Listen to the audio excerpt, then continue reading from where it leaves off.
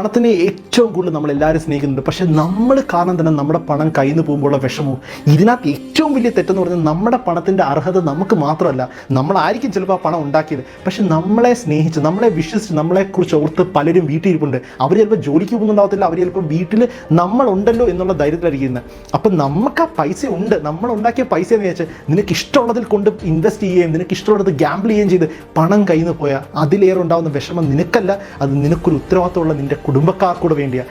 അപ്പോൾ നമ്മളെപ്പം ഒരു ഇൻവെസ്റ്റ്മെൻറ്റ് അല്ലെങ്കിൽ ഒരു ട്രേഡിങ് അല്ലെങ്കിൽ എന്തൊരു ആക്ടിവിറ്റി നിൻ്റെ ഒരു സൈഡ് ഹസലിലോട്ട് പോകുമ്പോൾ നമ്മൾ ഏറ്റവും കൂടുതൽ ചിന്തിക്കേണ്ടത് ഈ പണം ഇത്ര ശതമാനം എനിക്കതിൽ നഷ്ടപ്പെട്ടാലും എനിക്ക് പ്രശ്നമില്ല, എൻ്റെ കുടുംബത്തിൻ്റെ ലൈഫ് സ്റ്റൈലോ അല്ലെങ്കിൽ എൻ്റെ കുടുംബത്തിൻ്റെ സാമ്പത്തിക നിലയെ അത് എഫക്റ്റ് ചെയ്യത്തില്ല. ആ ഒരു ലെവൽ ഓഫ് എമൗണ്ട് നീ അതിനകത്ത് ഇൻവെസ്റ്റ് ചെയ്യുന്നത് തെറ്റില്ല.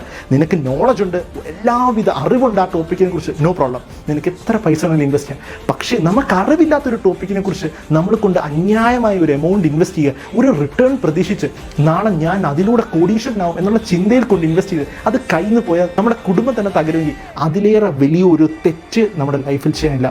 So always invest and trade most secure way.